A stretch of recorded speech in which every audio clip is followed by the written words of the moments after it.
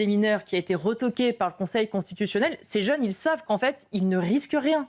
En effet, et vous avez tout dit, le vrai problème qu'affrontent les policiers, il me semble être double. C'est-à-dire que vous avez d'une part la question de la perte d'autorité, et notamment qui s'incarne par le nombre les refus d'obtempérer. C'est-à-dire que vous avez en France 24 000 refus d'obtempérer par an, c'est 50% de plus qu'il y a 10 ans lorsqu'Emmanuel Macron arrive au pouvoir. Et dès lors lorsqu'un policier intervient sur lors d'un refus d'obtempérer, il s'auto-censure, entre guillemets, puisqu'en fait, il ne sera pas soutenu par sa hiérarchie derrière s'il intervient. Et vous vous retrouvez qu'un chiffre qui est absolument colossal, c'est que dans moins de 1% des cas, un policier utilise son arme pour un refus d'obtempérer, alors que dans 20% des cas des refus d'obtempérer, la vie du policier est en jeu et la vie des riverains également. Donc vous avez une perte d'autorité au niveau des policiers qui ne peuvent plus intervenir. Et le deuxième on va dire, point que ça m'évoque, c'est qu'on arrive à la fin d'un modèle de politique publique qui a été complètement délétère,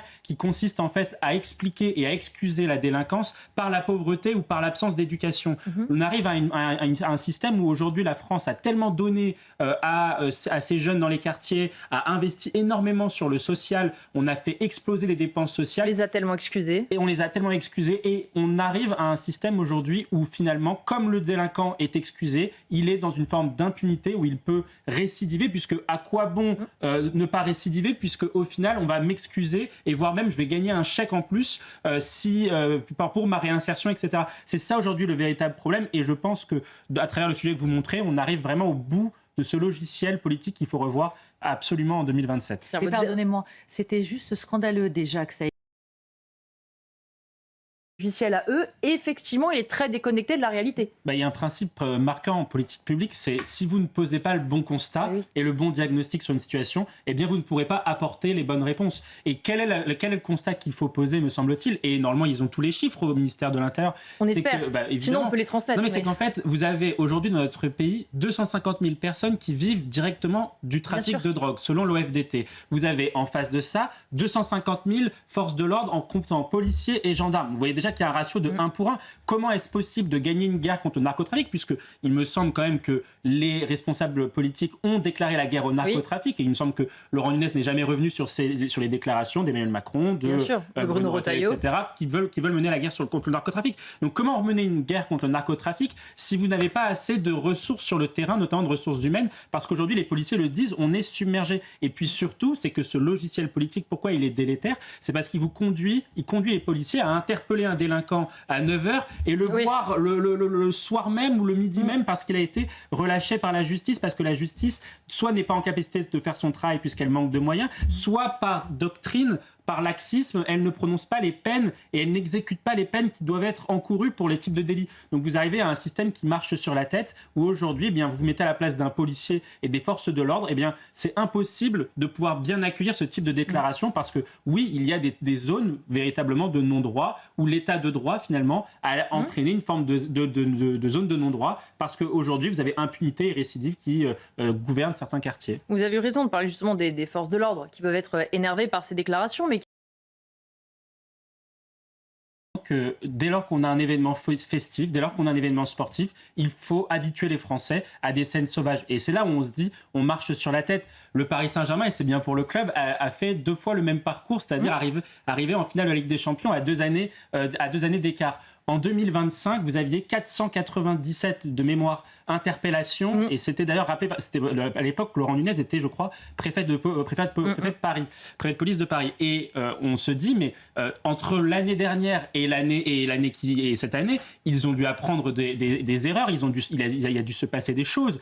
Pourquoi aucune loi n'a été votée sur ce type de sujet, alors même que normalement c'est une des priorités des Français, la sécurité? Eh bien non, les choses n'ont pas été faites, et donc on se retrouve avec un ministre de l'Intérieur. Je ne jette pas la pierre en tant que tel. Non, parce que lui, malheureusement, il fait ce qu'il peut aussi. Gérer une crise qui aurait dû être anticipée parce qu'elle a eu lieu précisément il y a 1 an. Et c'est là où on se met à la place des Français et on se dit, mais comment est-ce possible que les choses puissent à la fois dégénérer et à la fois surtout se répéter sans qu'il puisse y avoir ne serait-ce qu'une prise de conscience sur le diagnostic et surtout des solutions à mettre en place pour éviter que des choses négatives se répètent à l'infini. Et puis on voit effectivement, Caroline, qu'à tous les étages, on anticipe, on suranticipe et on a des sites de seconde main. En effet, on a vu hier et avant-hier une volonté d'une partie de la jeunesse, de cette jeunesse-là en tout cas, pas toute évidemment, de vouloir se faire de l'argent facile. C'est quelque chose qu'on voit de plus en plus émerger à travers les réseaux sociaux, à travers même le narcotrafic en est une émanation. C'est-à-dire l'idée qu'on n'a pas envie de travailler, on substitue finalement le goût de l'effort, la culture de l'effort, à la culture de la casse et à la culture du pillage. Parce qu'on l'avait vu notamment lors des émeutes de l'été 2023, des personnes qui débarquent sur les Champs-Élysées, qui débarquent dans la ville de Paris et qui s'adonnent à des scènes de pillage, etc. Parce qu'il y a cette, on va dire, cette magnificence de l'argent facile, de la culture de l'argent facile, en fait, tout simplement. Et donc, en fait, dès lors qu'on n'arrive pas à avoir ce que l'on veut, eh bien, on se permet de saccager, de piller et de voler. Puis effectivement, Caroline, pour intérêt à parler au maximum de personnes aujourd'hui.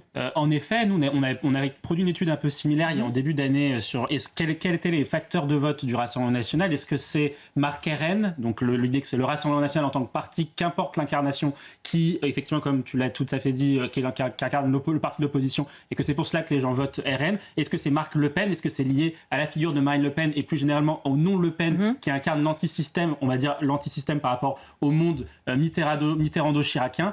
Et enfin, est-ce que c'est un simple rejet du macronisme? Parce qu'aussi, le macronisme est très impopulaire. Et en fait, on s'aperçoit que ce qui est intéressant dans l'électorat du Rassemblement national, c'est un peu ce que dit Frédéric Dabi. C'est un électorat qui aujourd'hui attrape tout. C'est-à-dire qu'en fait, le RN a gommé un certain nombre de différences au sein de sa base électorale. Il n'y a plus de différence entre les hommes et les femmes depuis que Marine Le Pen est à la tête du Rassemblement national. C'est un point positif parce que c'est un point qui est très bloquant pour être majoritaire dans le pays. Deuxième point, c'est que le RN a moins de différences entre les CSP d'un point de vue électoral. Et les catégories c'est-à-dire qu'ils ont réussi à progresser, et notamment grâce à la ligne de Jordan Bardella, sur les retraités, les jeunes et les CSP+, de plus en plus. Ça, c'est le deuxième point. Ensuite, la question qui se pose pour le RN maintenant, c'est comment construire une vague majoritaire, comment passer de 35 à 50 plus 1. Et pour cela, il faut que la cote de rejet soit inférieure à la cote d'adhésion. Et pour l'instant, le RN n'y est pas, puisqu'on l'a vu lors des dernières élections municipales, par exemple, Laure Lavalette, qui arrivait très haut au premier tour, a perdu au second tour, aux législatives de la même façon